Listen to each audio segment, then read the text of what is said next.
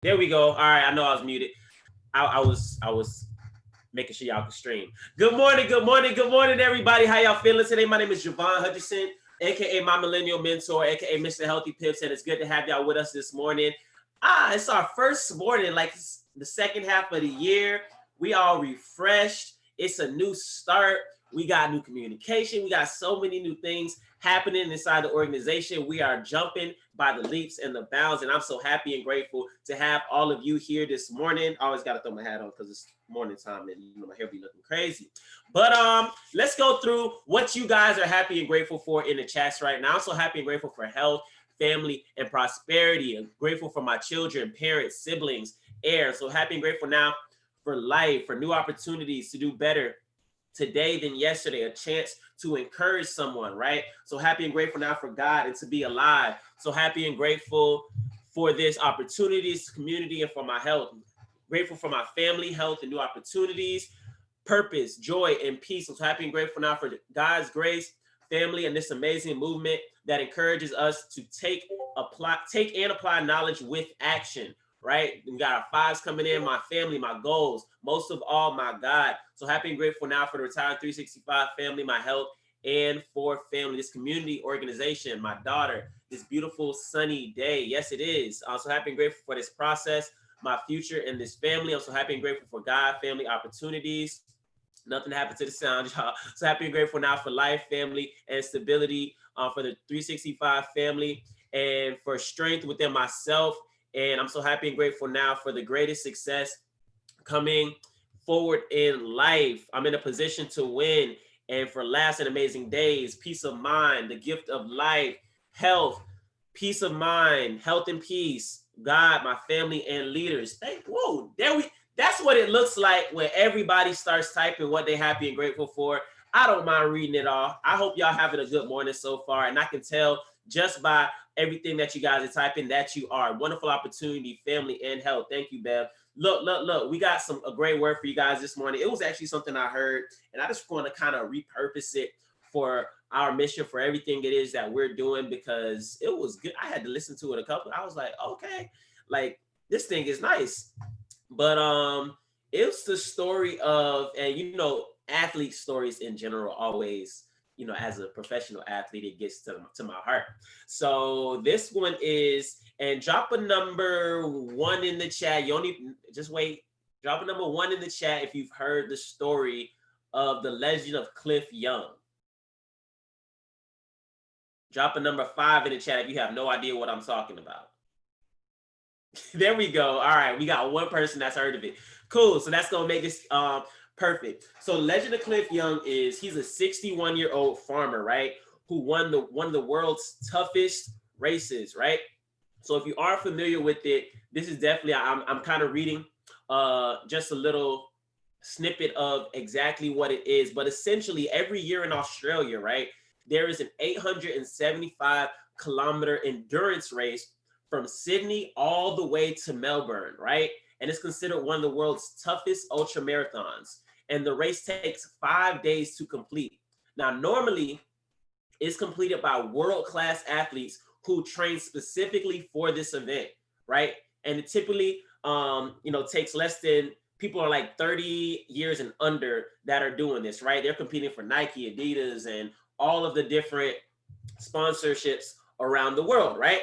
But in 1983, it was a guy named Cliff Young who showed up at this race.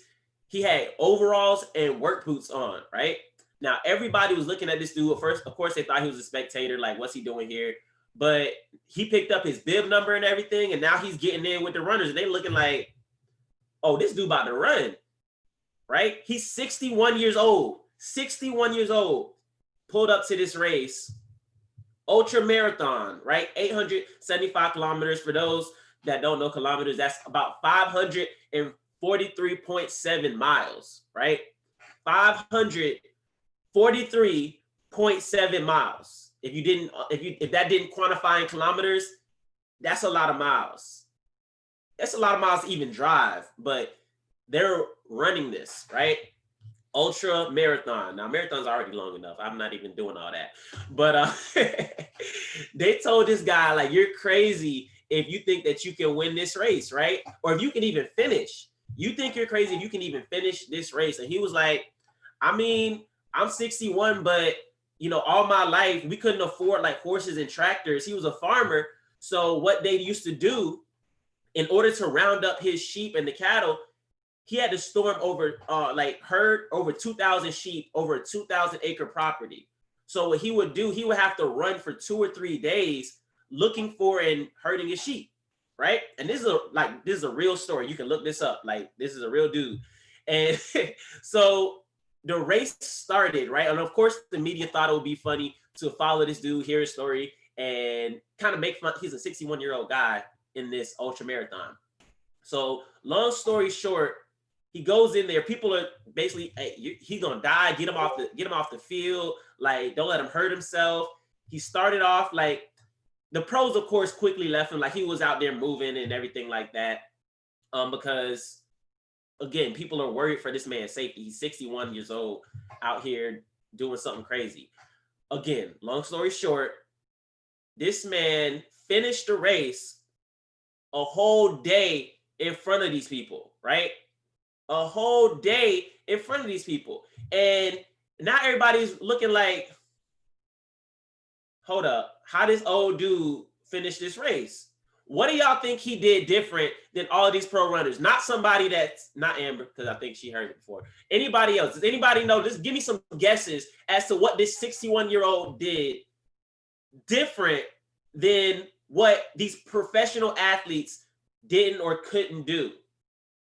Anybody? Just random guesses. He persevered, paced, stayed consistent. He thought he could. Yeah, he thought he could for sure. He believed, didn't stop. That's it right there. He didn't stop, right? So typically what people would do is they would run for 18 hours and they would sleep for 6 hours, right? They would run for 18 hours. They would sleep for 6 hours. Cliff didn't know that. He just went in there like, I'm going to finish this thing, right? And again, he had a certain skill set. So when the morning came, this man did not sleep.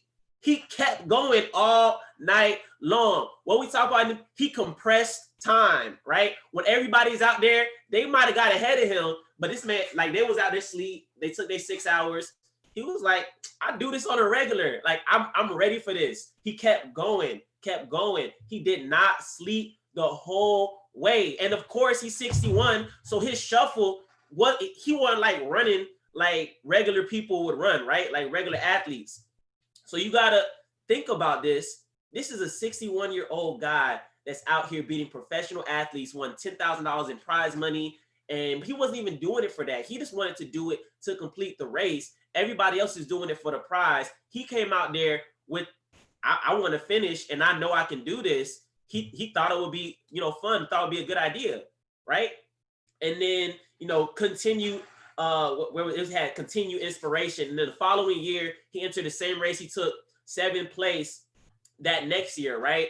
And then came to promise again in 1997, when he was at the age of 76, right? He completed 6,520 kilometers, however far that is. I'm not calculating it.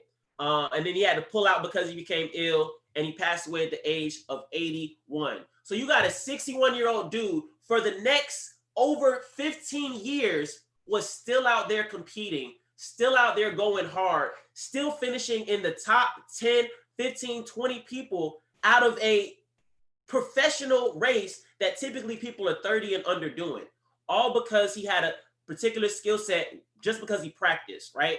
Just because he put himself in position, and he didn't even know he was practicing, right? That's the thing. You might not even know you're practicing. So think about the things in your life right now, right? Think about whatever it is you had to go through. Think about literally just your story. Whatever your story is, that's amazing, because your story has prepared you for everything you're doing right now. It plays some small or large part, but it's up to you to figure out how your story fits in exactly what it is you're doing today. That's up to you. You have to figure that out. How can what I already know, what I've already gone through, good, bad, indifferent, doesn't matter. You got to figure that out.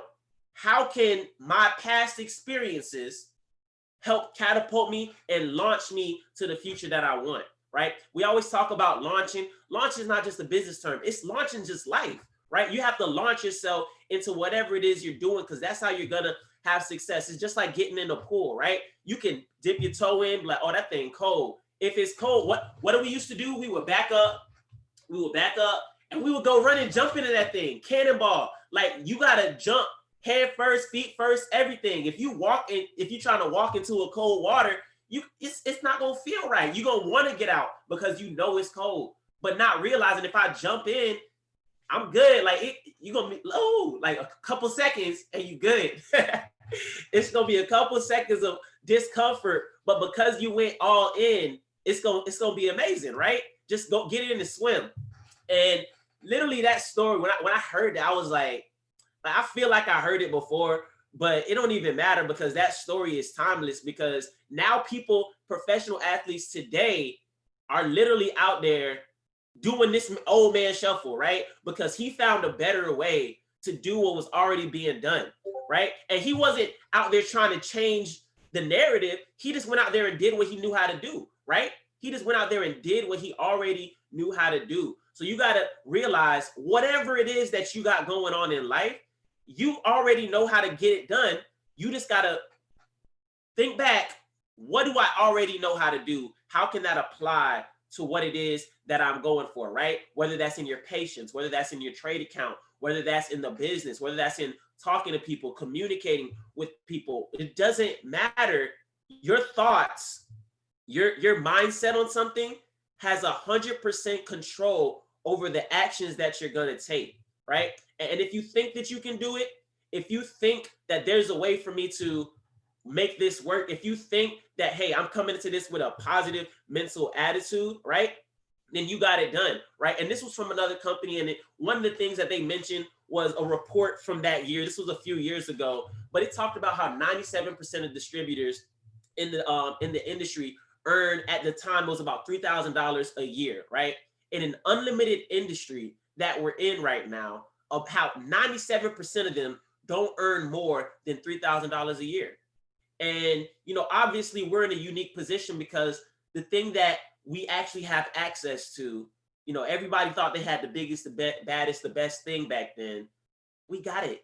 We got it, y'all. Like, we got the thing that you don't even have to be good at one thing and make 10, 100 times what you can make over there. But the difference that they talked about between the 97% and the 3% that make that in a day, that make that in a month, it's not the fact that they have some special skills. It's not the fact that they're different or they have bigger contacts or whatever it is. We're all offered the same opportunity in the industry, right? This is the equal opportunity industry. It's no discrimination. It's no nothing. The fact is, it's a quantum leap in their thoughts. It's a quantum leap in how their mind is actually working. And then in this audio, and the audio is actually called Quantum Leap, he goes over a few of these stories, and you can probably find this somewhere. But he actually went over the story of Houdini. And this was my second favorite one because, Houdini's not an athlete, but he is, like, amazing, right? But if anybody knows the story of Houdini, he's a master magician, right? Magician. And he claimed he could break out of any jail in the world. And the reason that he could break out of any jail was because he was a master lockpicker, right? It wasn't that he had some special ability to pop out of a cell, right? Like, he would kiss his wife. And for those that don't know, his secret was that was the only two things he could do. He would go in, he was patted down, he was clean. But when he kissed his wife, she passed him a wire. And he was a master with this wire, and he could pick any lock in the world, right?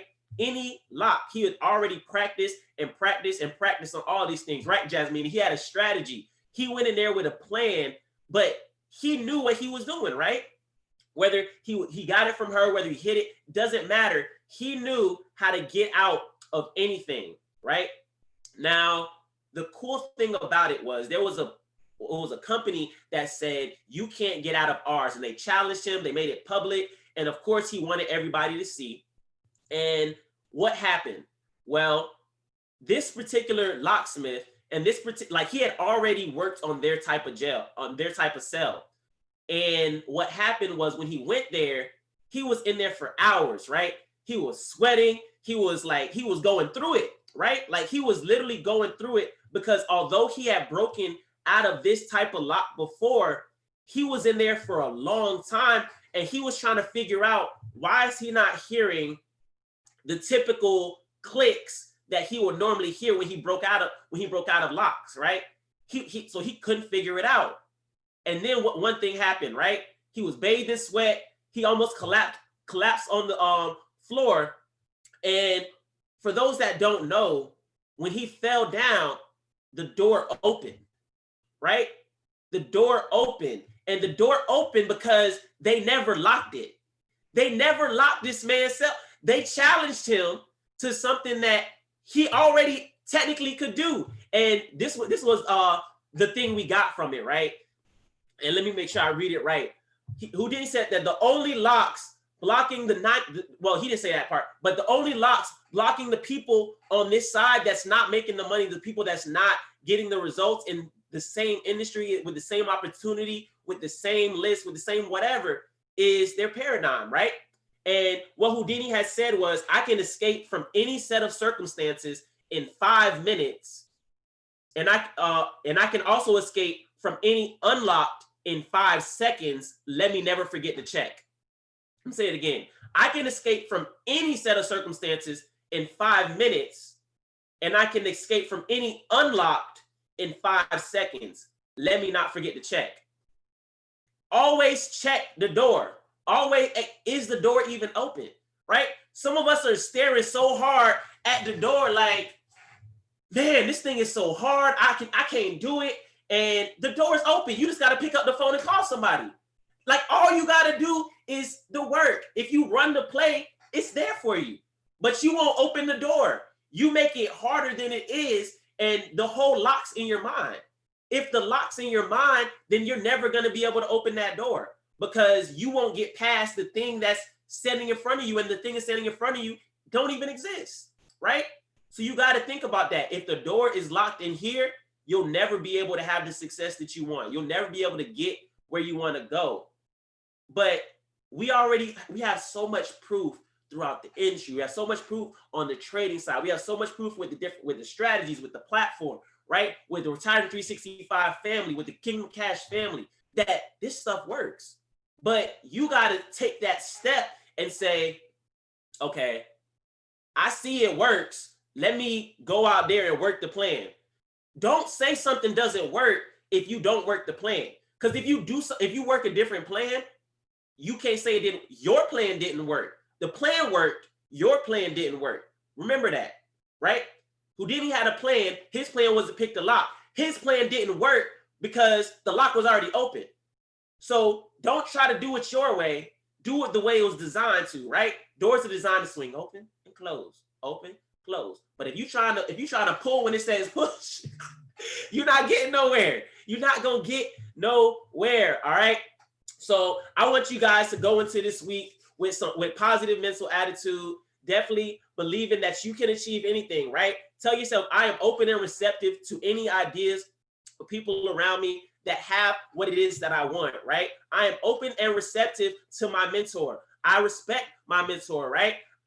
I'm going to run the play the way the play was meant to be run. What do I say? I'm going to run the play, the whole play, and nothing but the play.